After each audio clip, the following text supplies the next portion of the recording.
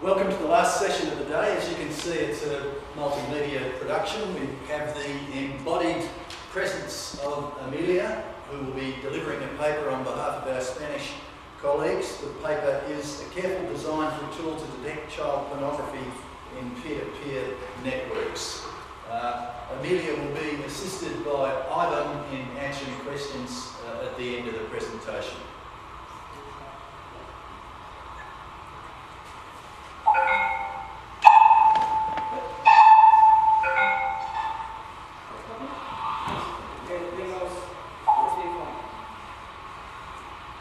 Well, first of all, I am glad to be here on behalf of my colleagues to present a careful design for a tool to detect child pornography in P2P networks.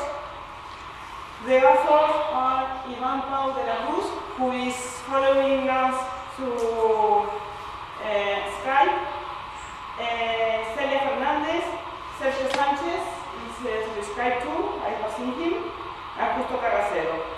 This is a multidisciplinary team that is developing this project. I am going to start with the introduction of the project to tell something about the problem. This is the hard disk.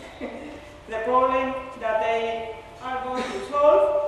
The general objective of the study is presented, and the particular objective of this paper, which is the study of social and legal contexts where the design tool is to be applied, and the system architecture that faces important challenges. We are going to end up with a discussion and conclusions got from this study. As introduction, we can say that when citizens' relationships are increasingly being conducted on internet, it is giving rise to changes that are both swift and far-reaching in the behavior of the people. It is need to overcome two main issues. This is answer? Yes. The ethical or moral standards that may change in different societies, and legal regulations which change in different societies. The multinational nature of the internet makes extremely difficult to make effective the persecution of the crime precisely through internet. Child pornography is one of the most reprehensible behavior on internet. Regardless of the nature of the behavior, it's vitally important. It's vitally important to establish safeguards to respect for the presumption of innocence for all the people.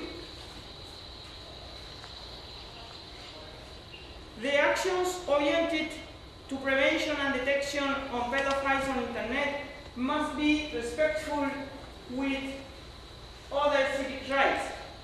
The question is if that is possible or not. If it's concluded not, it's necessary to state why.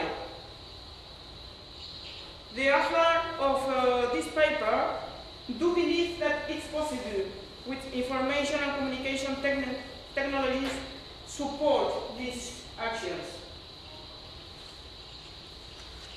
So the objective of this study, the general objective of this study, is the development of a civic rights-friendly ICT service that detects pedophilic contents on internet. While the paper objectives are both now getting the legal and social requirements and proposing a general architecture to discuss about main challenges. The authors of this paper conclude that both Spanish and international law are enough to protect child rights on internet. Here in the table, some summarize of the legislation.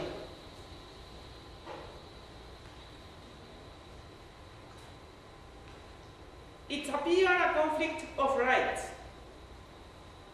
To protect the secrecy of communications, the European Code of Human Rights has held that an intervention requires certainty that it will be successful in proving a specific crime, specificity in the cause of intervention, and evidence of criminal conduct.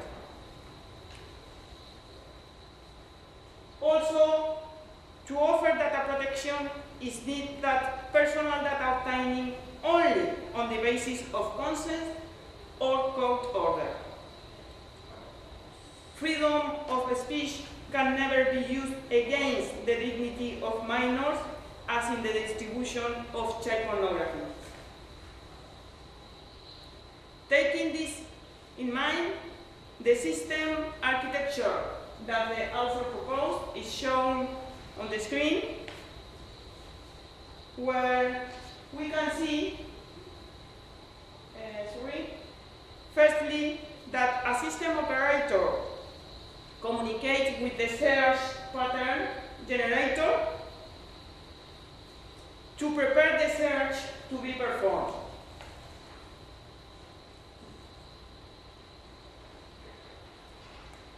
Once the search has been configured and recorded for subsequent analysis, it is sent to the search engine.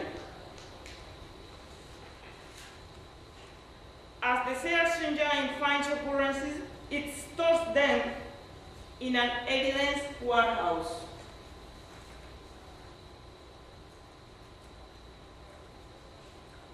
Operators, even the system administrator, do not have access to users' personal data until the code authorization is granted and installed on the system.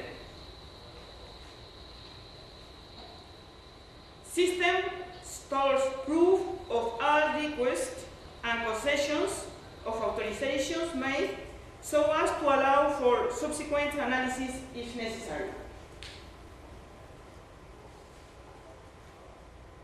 Only after all those steps are fulfilled, the information can be disclosed. The information on users in possession of pedophilic contents.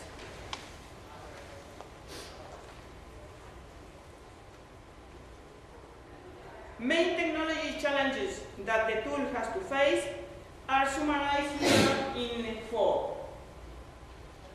One of the foundations of the guarantees offered by the system is the capacity to be audited by third parties. It's necessary to create storage systems that meet two conditions: high capacity for a big amount of information and resistance to illicit manipulations. Personal data must be kept high to illicit uses. That's the meaning of the reversible anonymization of the evidence stored. The creation of a viable system of interactions for managing authorizations.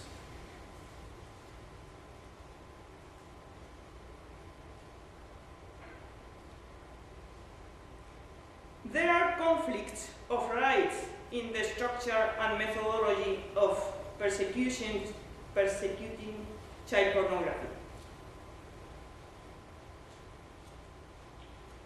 We have conflict over the jurisdiction for criminal offenses committed in different legal regions.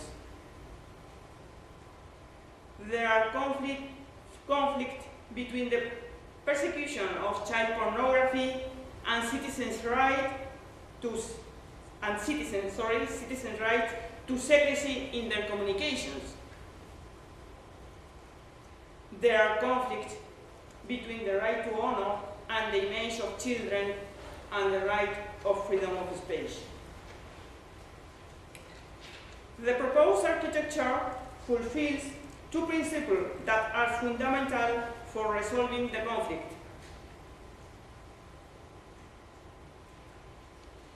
The tool can be used only for detection of pedophilic content and not for other detection of information. Information identifying users will remain anonymous until authorization has been received from a judicial authority.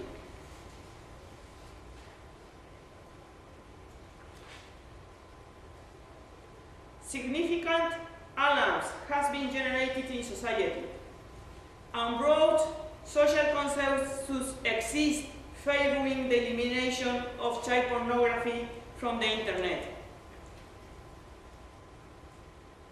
And favoring the punishment of individuals committing this criminal offense.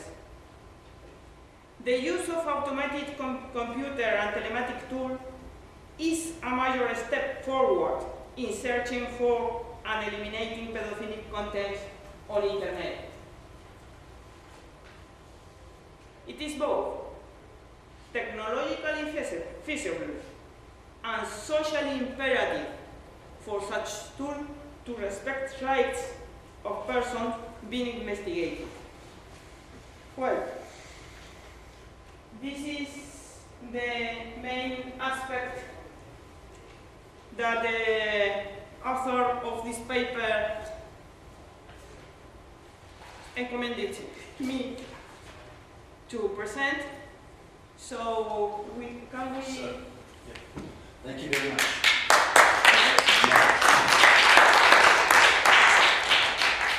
Questions, please. Okay. When the judge decides if the certain web content is actionable, that would not be based on the pattern, that would be based on the actual websites, correct?